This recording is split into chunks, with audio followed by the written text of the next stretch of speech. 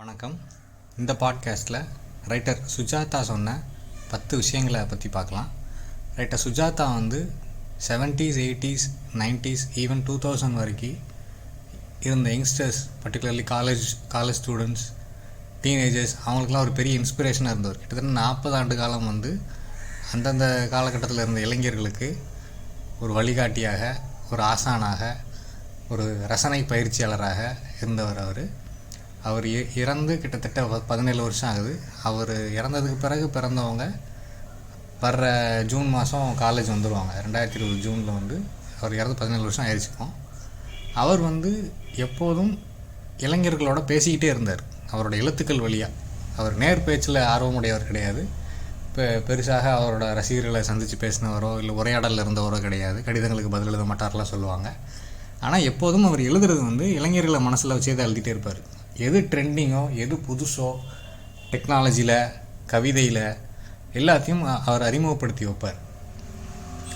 அப்படி ஒருத்தர் இன்றைக்கி தமிழ் சொசைட்டியில் இல்லை இன்றைக்கி இருக்கிறவங்க ஹாஃப் பேக்டான ஆட்களாக தான் இருக்காங்க. சுஜாதா அளவுக்கு வாசிப்புடைய, உலக அறிவுடைய, உலக விஷய ஞானமுடைய ஒருத்தர் கூட இல்லை அப்படின்னு சொல்லலாம். அவர் ஒரு இன்னொரு ட்ரிவியா என்ன அப்படின்னா, அவர் அப்துல் கலாம் ஐயாவோட கிளாஸ்மேட், சென்ட் ஜோசப்ஸ் திருச்சியில். அவர் சொன்ன இந்த விஷயத்தை இப்போ நான் சொல்ல போகிற விஷயத்தை இயக்குனர் திரு பழனியப்பன் கூட ஒரு நீயானா நிகழ்ச்சியில் சொல்லியிருந்தார்.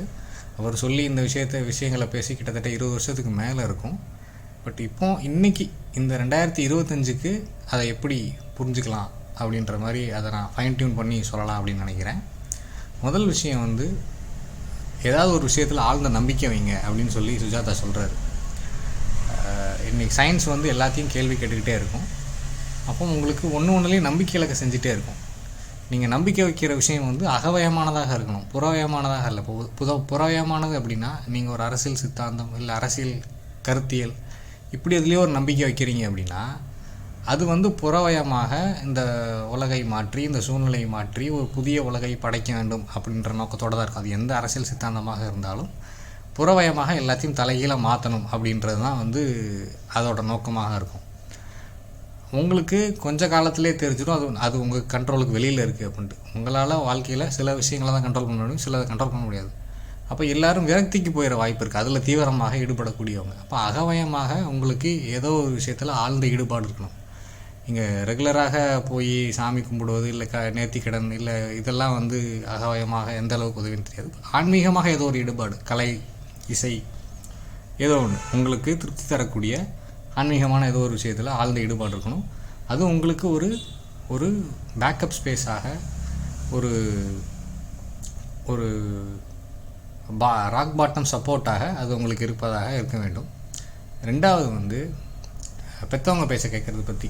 இப்போ உள்ள இந்த 2K கிட்ஸ்ன்னு சொல்லக்கூடிய 2000க்கு பிறகு பிறந்தவங்க பெரும்பாலும் அவங்க சொல்கிறத அவங்க பேரண்ட்ஸ் கேட்குறாங்க. அதை நீங்கள் கண்ணால் பார்க்க முடியும். இல்லை ஒரு பிள்ளை 2 பிள்ளை இருக்காங்க, அடம் பிடிச்சி அவங்க பேரண்ட்ஸை அவங்க வழி கொண்டு வந்துடுறாங்க.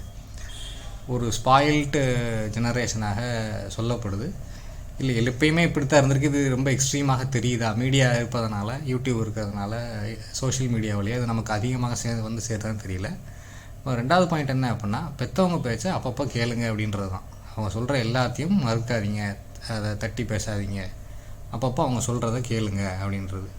மூணாவது பாயிண்ட் என்ன அப்படின்னா, காலேஜை கட்டடிச்சிட்டு சினிமாவுக்கு போகாதீங்க அப்படின்றது. அவர் சொன்ன டைமில் ஒரு சினிமாவை உடனே பார்க்கணுன்னா அதுக்கு தியேட்டரில் போய் பார்க்குறது தான் வழி. இல்லை திருட்டு விசிடி டிவிடிகள் இருந்திருக்கும். டிவியில் வர்றதுக்கு குறைஞ்சபட்சம் 1 வருஷம் கூட ஆயிருக்கலாம். இப்போ அப்படி இல்லை. ஒரு சினிமா அப்படின்றது உங்களுக்கு 15ஆவது நாளில் இல்லை 30ஆவது நாளில் பார்க்க கிடைக்கும். செல்ஃபோன் வழியாக எல்லாம் டவுன்லோட் பண்ணி பார்த்துடுறாங்க. இப்போ சினிமா பார்ப்பதற்காக நீங்கள் கிளாஸை கட்டடிக்கணும் அப்படின்ற அவசியமே இல்லை. அதனால் அது மூணாவது பாயிண்ட். அது நாலாவது பாயிண்ட் என்ன அப்படின்னா, ஒரு நாளைக்கு 4 பக்கமாவது படிங்கன்னு சொல்கிறார். அது ஏதாவது ஒரு புத்தகம், லைப்ரரியிலேருந்து பாரோ பண்ணப்பட்ட புத்தகம் அல்லது நீங்கள் விலை கொடுத்து வாங்கிய புத்தகம், பாட புத்தகம் அல்லாத ஏதோ ஒரு புத்தகம், பொதுவான புத்தகம் அல்லது ஒரு செய்தித்தாள், ஒரு மேகசின், ஒரு ஆனந்த விகடன் கூட இருக்கலாம். ஒரு 4 பக்கமாவது படிங்க. ஏன் படிக்கணும் அப்படின்னா, நீங்கள் எழுத்தின் வழியாக இந்த உலகத்தை எப்படி உள்வாங்குறீங்க, வாசிப்பின் வழியாக எப்படி இந்த உலகத்தை மனசில் உருவாக்கிக்கிறீங்க அப்படின்ற அந்த பயிற்சிக்காக தான் நம்ம நிறைய வீடியோவாக பார்க்குறோம். இந்த இந்த யூடியூப் சேனல் பாட்காஸ்ட்டாக இருப்பதுக்கு முக்கியமான காரணம் வந்து வீடியோவாக போட்டு மக்களை போர் அடிக்க வேண்டாம் தான். இது வெறும் ஒலி சித்திரமாக இருக்கட்டும், இதுக்கு யாரும் வந்து கேட்பதாக இருந்தால் கேட்கட்டும் அப்படின்றது தான். இப்போ அதை மாதிரி நம்ம கேட்பதும் வாசிப்பதும் குறைஞ்சிருக்கு. அப்போ நீங்கள் வாசிக்கணும், வாசிப்பின் வழியாக இந்த உலகத்தை அறியணும். அப்போ தொடர்ந்து இன்றைக்கி வந்து முன்னாடி இருந்ததை விட நிறைய வாசிக்கிறதாகவும் சொல்கிறாங்க. அதாவது வாட்ஸ்அப், சோஷியல் மீடியாவிலேயே நிறையா வாசிக்கிறாங்க. ஆனால் இதெல்லாம் வந்து ஃப்ராக்மெண்டட் ரீடிங்னு சொல்கிறாங்க. ஃப்ராக்மெண்டட் கர்சரி ரீடிங் அப்படின்னு சொல்லி இங்கிலீஷில் இதை டிஃபைன் பண்ணுறாங்க. இதை நீங்கள் வாசிக்கும்போது ஒரு நாளில் உங்களுக்கு நிறைய தெரிஞ்ச மாதிரியே இருக்கும், ஆனால் எந்த ஒரு விஷயத்தை பற்றியும் ஹோலிஸ்டிக்காக உங்களால் பேசவும் முடியாது. அப்போ புத்தகமாக வாசிப்பது என்றைக்கும் உதவிகரமானது. ஒரு குறிப்பிட்ட டாபிக் எடுத்து நீங்கள் அதில் ஒரு புத்தகம் படிக்கிறீங்க அப்படின்னா இப்போ அதை பற்றி உங்களுக்கு கிட்டத்தட்ட ஒரு ஃபுல் பிக்சர் கிடச்சிரும். அதனால் புத்தகமாக வாங்கி வாசிக்கலாம். 5வது பாயிண்ட் என்ன அப்படின்னா, சொந்தமாக 5 ரூபா காசாக சம்பாதிக்க கற்றுக்கோங்க அப்படின்றது தான். இன்றைக்கி வந்து நிறைய காலேஜ் படிக்கிற பசங்க பார்ட் டைம் வேலைக்கு போகிறாங்க, பணம் சம்பாதிக்கிறாங்க. அந்த பணத்தை வச்சுக்கிட்டு ரொம்ப காலேஜ் படித்து முடிக்கிறதுக்கு முன்னாடியே இஎம்ஐயில் 2.5 லட்ச ரூபாய்க்கு பைக் வாங்குறாங்க. அதாவது மாதம் 10,000 12,000 பார்ட் டைம் சம்பாதிக்கிறாங்க, ஆனால் 2.5 லட்ச ரூபாய்க்கு பைக் வாங்குறாங்க, 1 லட்ச ரூபாய்க்கு ஆப்பிள் ஃபோன் வாங்குறாங்க. என்ன பொருளாதார கணக்கில் இதெல்லாம் செய்கிறாங்கன்னே கற்பனை பண்ணி பார்க்க முடியாத அளவுக்கு அதெல்லாம் அவங்க செய்கிறாங்க. ரொம்ப சின்ன வயசுலேயே சம்பாதிக்க ஆரம்பிச்சிட்டா முதல்ல அதை படிப்பிற்கான இன்வெஸ்ட்மெண்ட்டாக தான் அதை பயன்படுத்தணும். அதுக்கப்புறம் நீங்கள் இன்வெஸ்ட் தான் பண்ணணுமே தவிர்த்து உங்களுக்கு 1 லட்ச ரூபா பைக்கு போதும் அப்படிங்கிற இடத்துல 2.5 லட்ச ரூபாய்க்கு பைக் வாங்கி தேவையில்லாத கடனில் மாட்டிக்கிடக்கூடாது. அதை ரியலைஸ் பண்ணால் அவங்க ரொம்ப விரைவிலேயே அந்த ஃபைனான்ஷியல் இண்டிபெண்டன்ஸ் அப்படின்றத வந்து அவங்களோட 40ஸ்லேயே அடைஞ்சிருவாங்க அப்படின்னு சொல்லி எதிர்பார்க்கலாம். 6வது பாயிண்ட் என்னென்னா, இந்தியாவில் ஸ்கூல் முடிக்கிற 100 பேரில் 6 பேர் தான் காலேஜ் போகிறாங்க அப்படின்னு சொல்லி ஒரு ஸ்டாட்டிஸ்டிக்ஸ் சொல்கிறார். அப்போ 20 வருஷத்துக்கு முன்னாடி. இப்போ அந்த பர்சன்டேஜ் கூடியிருக்கலாம். தமிழ்நாட்டில் என்ரோல்மெண்ட் ரேஷியோ 50%ன்னு சொல்கிறாங்க. காலேஜ் முடிக்கிற 100 பேரில் 50 பேர், ஸ்கூல் முடிக்கிற 100 பேரில் 50 பேர் காலேஜ் வந்துடுறதா சொல்கிறாங்க. எந்த அளவுக்கு உண்மைன்னு தெரியல. இப்போ நீங்கள் காலேஜ் படிக்கிறீங்க அப்படின்னா, அதுவும் அரசு உதவி பெறும் கல்லூரியில் படிக்கிறீங்க, அரசு கல்லூரியில் படிக்கிறீங்கன்னா இட்ஸ் அ ப்ரிவிலேஜ். அந்த ஒரு பிஏஓ, பிஎஸ்சியோ, arts and science any degree படிக்கிறதுக்கு வந்து ஒரு டீம்டு யூனிவர்சிட்டிலையோ இல்லை ஒரு ப்ரைவேட் காலேஜ்லையோ இல்லை ஒரு செல்ஃப் ஃபைனான்ஸ் காலேஜில் எவ்வளோ ஃபீஸ் இருக்குதுன்னு பாருங்கள். அப்போது அந்த ப்ரிவிலேஜை நீங்கள் மிஸ்யூஸ் பண்ணக்கூடாதுன்னு சொல்கிறாரு. சரியாக பயன்படுத்திக்கணும். ஸ்காலர்ஷிப்பு, இந்த எய்டட் அரசு கல்லூரி இங்கே படிக்கிறவங்க அதை சரியாக பயன்படுத்தி படிக்கணும்னு சொல்கிறாரு. பாயிண்ட் நம்பர் 7 என்ன அப்படின்னா, சண்டேஸ் வந்து எங்கேயும் போகாதீங்கன்னு சொல்கிறாரு. ஞாயிற்றுக்கிழமை எப்பயும் எல்லா இடத்துலையும் கூட்டம் தான் இருக்கும். சிட்டிஸில் சின்ன சின்ன ஊர்கள் முதற்கொண்டு தெருக்கடைகளில் எல்லா இடங்கள்லையும் கூட்டம் நிரம்பி வழியுது. வண்டியை நிறுத்த கூட இடம் கிடைக்காது. உங்களுக்கு ஹோட்டலுக்கு போனால் சாப்பிட இடம் கிடைக்காது.